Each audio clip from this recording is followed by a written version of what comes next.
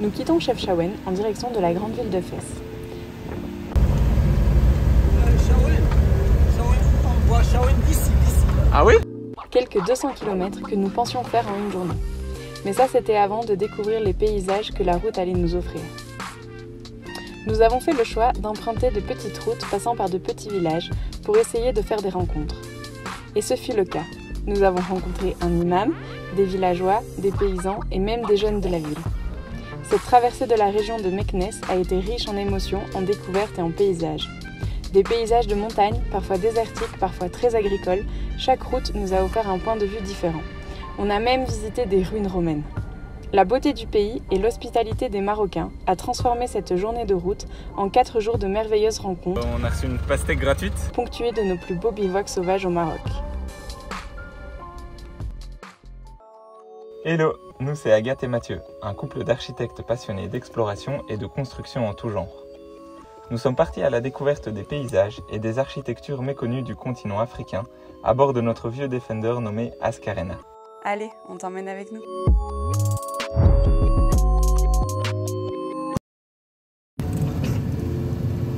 Ah, c'est pas ça. Quoi? Je sais pas. C'est tout à fait par hasard que notre regard perçoit au loin, sur la route, une coupole en pierre dépassant de la cime des arbres. On se questionne, que peut bien être cette coupole? On décide d'aller voir par nous-mêmes et nous sommes stupéfaits de tomber sur une mosquée abandonnée.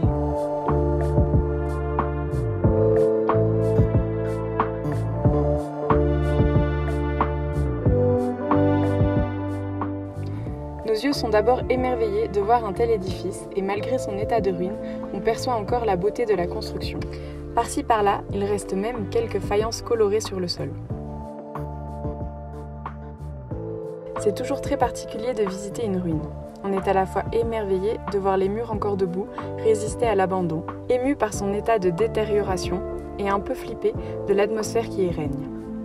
Mais cette construction est pour nous plus qu'une mosquée abandonnée. C'est l'occasion de te parler un peu d'architecture. Comme nous sommes curieux, nous avons cherché quelles pouvaient être les causes de son abandon. Nous avons trouvé plusieurs réponses possibles et ne pouvons pas dire avec exactitude la cause. Il y a un terme en arabe qui résume bien ce que cette construction a subi. Il s'agit du terme « islah », qui signifie « rénovation », mais pas au sens premier du terme. Au Maroc, quand le bâtiment il est jugé trop ancien ou dépassé, on préfère construire un nouvel édifice neuf avec des matériaux modernes, la ruine faisant honte. On ne trouve pas beaucoup d'informations sur cette mosquée, mais on pense que en fait, elle a été remplacée par une mosquée plus récente parce qu'il y a un petit village en contrebas. On ne voit pas très bien, mais il y a quelques maisons. Et surtout, il y a une mosquée qui a l'air assez récente et bien entretenue, en tout cas bien mieux que celle-ci.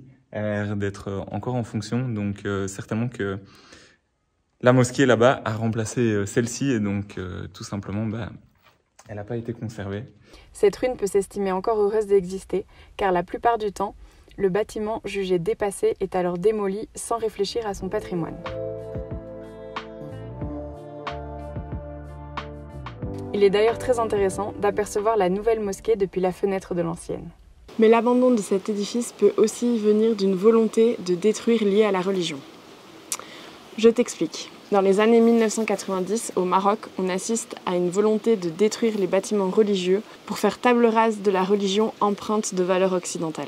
Cette idéologie est arrivée dans le pays avec les jeunes imams qui sont partis étudier en Arabie Saoudite ou au Pakistan. De retour au Maroc, ils reviennent avec des idéologies très fortes et ils veulent faire table rase de l'ancienne religion pour instaurer la leur qui est pour eux beaucoup plus pure. Ils réussissent alors à convaincre les plus fragiles des fidèles, ceux qui ne sont pas lettrés, de détruire des bâtiments religieux. Ainsi, ils veulent effacer l'empreinte historique de l'islam au Maroc. Beaucoup de mosquées de village sont alors victimes de ce modernisme. L'abandon et la destruction de ces bâtiments historiques deviennent pour eux nécessaires à imposer un nouvel islam. Les ruines deviennent alors le symbole du passé et sont requalifiées de rites non musulmans. Cette deuxième hypothèse est beaucoup plus complexe, mais tout aussi plausible que la première. Si le sujet t'intéresse, on t'invite à consulter le livre de Salima Nagy, Architecture du bien commun. C'est de là qu'on tire toutes ces informations et c'est très complet et très intéressant. Aujourd'hui, à l'entrée de la mosquée, un panneau du royaume marocain informe d'une réhabilitation future, mais mis à part cette plaquette, rien ne semble enclenché et nous avons trouvé aucune information sur un futur chantier possible. Seule une nouvelle mosquée en béton, très bien entretenue, trône fièrement non loin. On ne sait pas ce que deviendront les ruines de cette mosquée, mais elles témoignent très bien de la difficile conservation du patrimoine architectural marocain.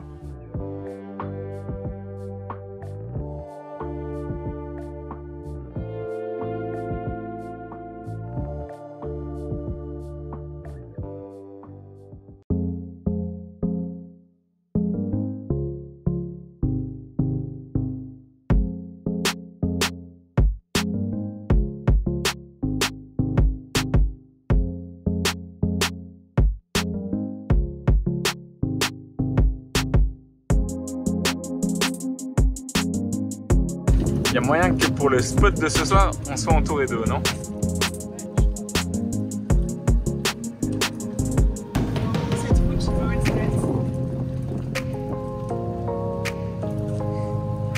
Sur la vidéo, t'as vraiment l'impression qu'on va dans l'eau. On a reçu une pastèque gratuite. Non. Et si, et il m'a confirmé qu'on pouvait dormir là-bas au bout. Cool. Bon, bah pas mal hein, ces petites pastèques. On va voir si elle est bonne. Je sens qu'on va être bien tranquille sur ce spot. Et alors j'espère qu'on va pouvoir aller nager parce que j'ai un petit peu chaud. Alors cette pastèque. Trop bonne.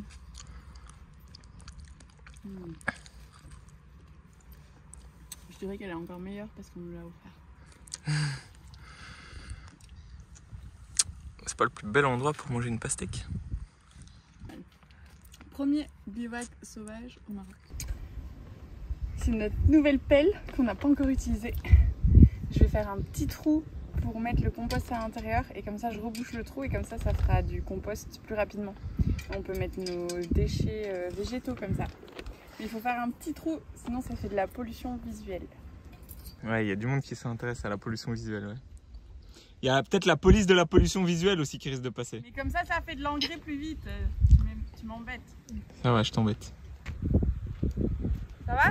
Pas trop difficile de rien foutre? Un petit peu quand même. Un petit peu difficile, mais ça va. Et mais il est pas assez profond, hein, ton trou. Bah après je referme avec la terre.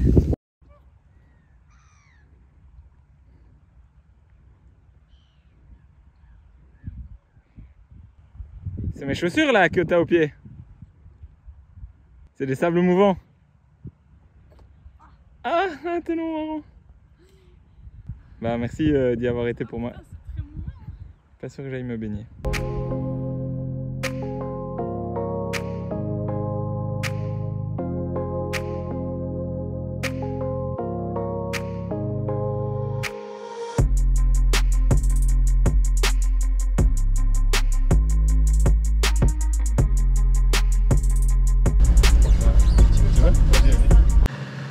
Bon, c'est la première fois qu'on prend quelqu'un dans la voiture. C'est la première fois. C'est la première fois qu'on prend quelqu'un à la voiture. Ah oui, oui. Ça va? C'est confortable? Oui, oui. Ça va? Ah, oui. Ok. Bon, Mokrissac, c'est long? Bon, c'est 20 km. 20 km, ok. Mais c'est des montagnes. Ah, ça monte? Oui, oui. Ah, ok, ah oui, alors, ok. Ah oui, ça monte. Hein. Mais c'est la voiture des montagnes. Ouais, c'est pour la montagne, c'est bien. Shawen, on voit Shawen d'ici. Ah oui? Oui, là, Par là-bas? ah oui, à Shawen.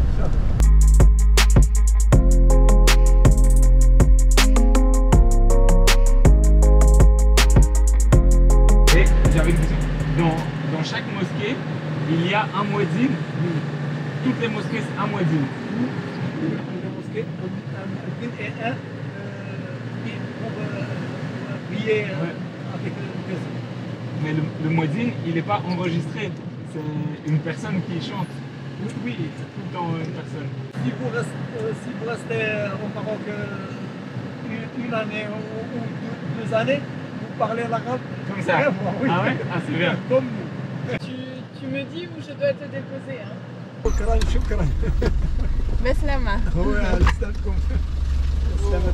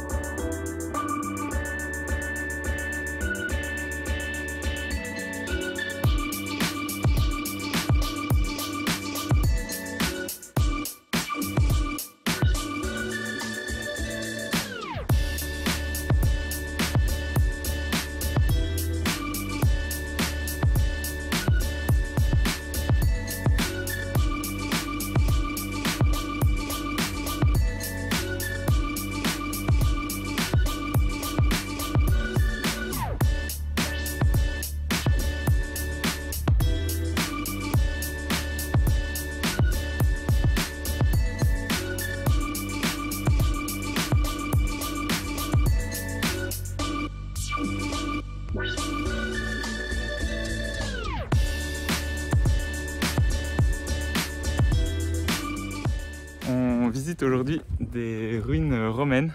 Alors, on ne savait pas, on aurait dû le savoir, mais que l'Empire romain venait jusque dans l'Afrique du Nord. Donc c'est un site qui s'appelle Volubilis et ça a été une ville très très importante de l'Empire romain. Et ce qui explique aussi pourquoi cette ville était aussi importante et pourquoi elle est ici à Volubilis. C'est parce qu'on est entouré d'oliviers, il y a énormément d'oliviers et donc c'était la culture qui faisait prospérer la ville à l'époque. D'ailleurs, comme le site domine le paysage environnant, on se rend bien compte que encore maintenant il y a beaucoup d'oliviers qui poussent et que c'est une culture qui fait pas mal prospérer la région parce qu'on en a vu aussi beaucoup sur la route en venant jusqu'ici.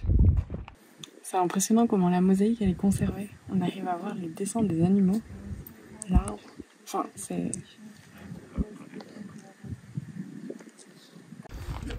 C'est l'occasion de nous remémorer nos cours d'histoire de l'architecture. Donc là, on peut admirer un magnifique chapiteau corinthien avec ses formes végétales. Voilà, petite note historique. Ah, ne pas confondre avec les chapiteaux doriques et ioniques. Je viens seulement de me rendre compte de la grandeur du site parce qu'on a commencé la visite bien après les colonnes qui se trouvent tout là-bas. On vient de traverser, je crois, toute la longueur du site et sachant qu'ils ont que découvert qu'une des parties des fouilles, donc c'est à dire que sur 40 hectares ils en ont que retiré 15. Ouais. 15 hectares ont été fouillés et ont été redécouverts. Le reste, j'imagine, c'est parce que la ville s'étendait et que c'était pas aussi fastueux que la partie dans laquelle on est actuellement.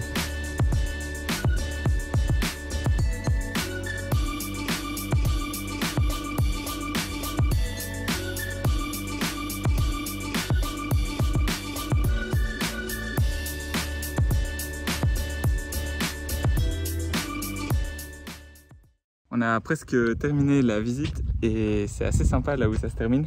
On est sur une longue ligne droite qu'ils appelaient la Decumanus Maximus, qui était la plus grande et la plus prestigieuse des voies romaines à l'époque.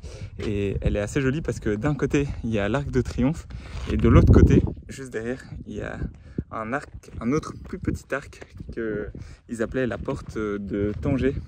Et donc j'imagine que Tanger c'est dans cette direction. Okay. On va supposer que c'est ça. On va s'imaginer ça. On va s'imaginer ça. Donc franchement, c'est une visite assez sympa à faire. Alors on te l'a dit, mais autant la faire le matin avant qu'il fasse super chaud comme nous, là maintenant. Et tu te rends vraiment compte de la richesse du patrimoine marocain. C'est assez ouf quand même. Je savais pas qu'il y avait des vestiges comme ça au Maroc. Et apparemment, de ce qu'on a lu, les Marocains attendent encore des subsides de l'UNESCO pour continuer les fouilles. Comme on t'a dit, il n'y a qu'une seule partie des fouilles qui sont là à l'air libre et qu'on peut visiter. Donc voilà. Appel aux dons vers l'UNESCO pour aider le patrimoine marocain. Non. Et aussi beaucoup de vestiges qui ont été retrouvés dans ce site se retrouvent dans les musées marocains de Rabat et de Tanger. Donc ça c'est aussi chouette. Ouais, c'est aussi chouette que tout cet art soit resté au Maroc et soit conservé au Maroc.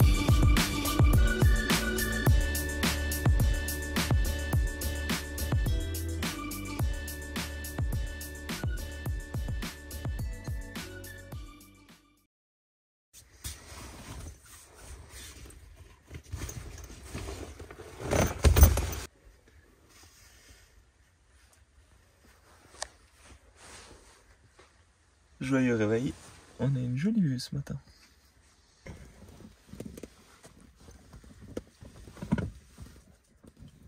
C'est magnifique. On commence les bivouacs sauvages au Maroc et jusqu'à présent, ils sont plutôt pas mal les spots qu'on trouve. Hein. Bon, préparer un petit déj. Ouais, tiens.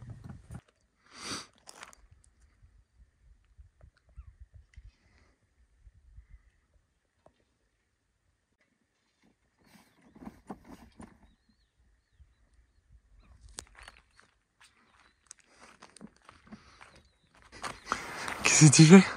Quoi? Qu'est-ce que tu fais? J'aère un peu la tête. Ah ok. Ça va pas? Si, très bien. Ça lui fait du bien. Ça, quand on rentre avec ses pieds sales. Hein. Elle est pas sale. Il est tout propre les deux. Je replie les couettes, comme ça après on aura juste à fermer les fenêtres. Ça marche. Routine matinale, replier la couette dans la tente pour qu'elle se ferme plus facilement.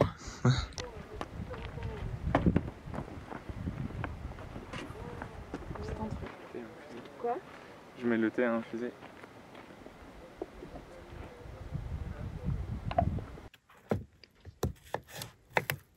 Petit déj du matin, il n'y a plus de pain.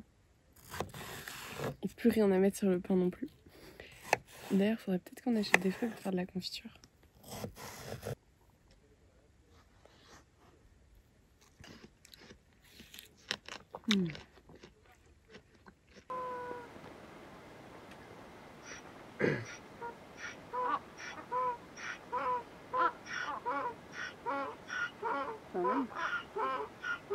Je peux venir. Oui, juste devant. Là-bas.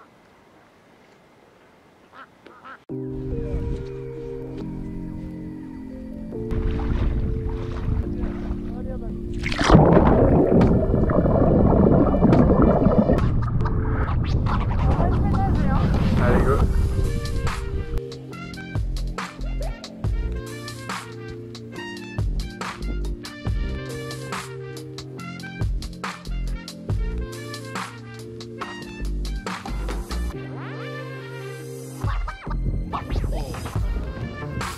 Quand on était sur ce spot, il nous est arrivé un truc assez marrant que je pense que c'est peut-être arrivé à d'autres personnes qui voyagent comme nous et qui font des bivouacs sauvages.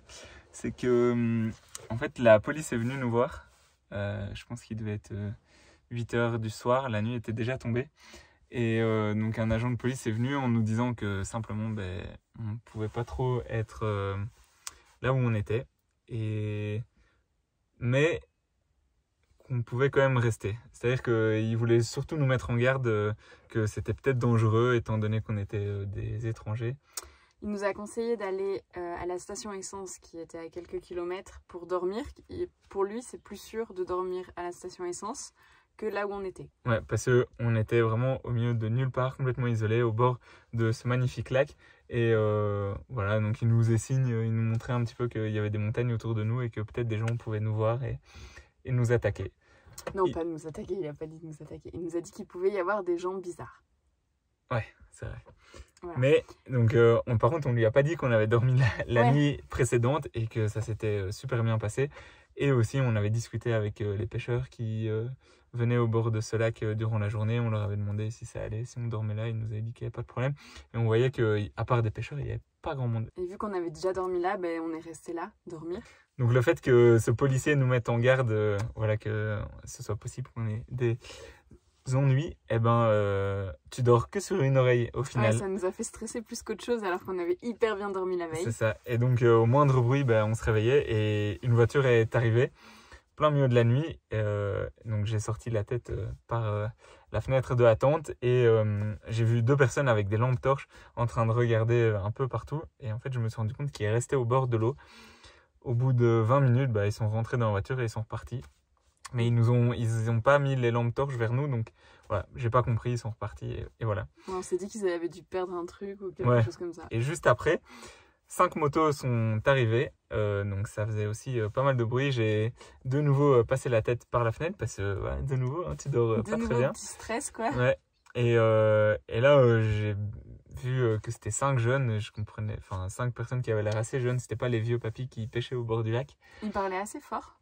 Ouais, en plus ils parlaient assez fort. Enfin, ils étaient proches de nous quand même. Ouais. De nouveau avec des lampes torches, on comprenait pas ce qu'ils faisaient.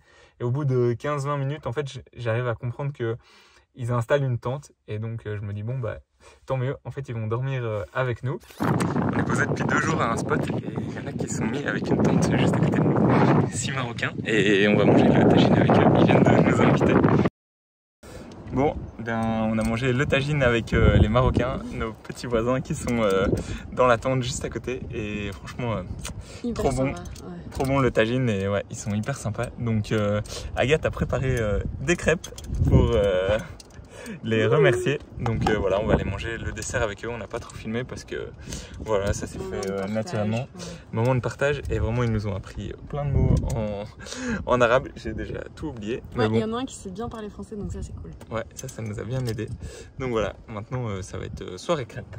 Ils nous ont fait part de quelque chose qui était assez marrant, c'est que en fait, le policier qu'on avait croisé la veille, eh bien, il s'était posté à la station essence à laquelle il nous avait dit d'aller, parce que c'était à partir de cette station essence que partait la route au bout de laquelle on était. Ouais. Et il arrêtait toutes les personnes qui passaient par cette route en leur disant « Attention, il y a des étrangers au bout de la route, ne les dérangez pas, qui êtes-vous » Et il a pris une photo de leur carte d'identité. Ouais, de chacune des cartes d'identité des 5 mecs. Donc, quand ils sont arrivés, ils savaient très bien qu'on était là. Et voilà, ils ont fait leur vie tranquille. Et puis, le lendemain, en fait, on a discuté avec eux, on a partagé un tagine avec eux. Ils étaient super gentils. On a gardé leur contact parce qu'ils étaient de Fès. Et le lendemain, on allait à Fès. Ils nous ont donné plein de bonnes adresses. Et ce qui est drôle, c'est que le fait qu'ils se soient installés à côté de nous, qu'ils aient dormi à côté de nous, moi, j'ai beaucoup mieux dormi. Ouais. Je me suis dit, ah bah c'est bon, on a des protecteurs, ils dorment là. Donc, si eux, ils dorment là, bah, c'est que tu peux dormir et qu'il se passe rien. Et ils nous ont raconté que la dernière fois qu'ils étaient venus, ils avaient pêché des langoustes. Et qu'en fait, à la tombée de la nuit, ils vont au bord de l'eau avec une lampe torche et ils cherchent les langoustes. Donc les personnes qui étaient venues avant eux, et bien ils cherchaient les langoustes au bord de l'eau. Tout ça pour dire qu'on a passé un super moment, c'était un super spot. Et on a fait la rencontre de ces 5 Marocains avec qui on a gardé contact et qui sont vraiment super gentils. Donc voilà. Ouais. Comme quoi, en bivouac sauvage, il peut se passer aussi des jolies choses. Ouais. Et faire au final, jolies rencontres. Des jolies rencontres et au final, des mauvaises histoires, bah, ça arrive pas si souvent que ça au final. En tout cas, ça nous est pas encore arrivé ici au Maroc.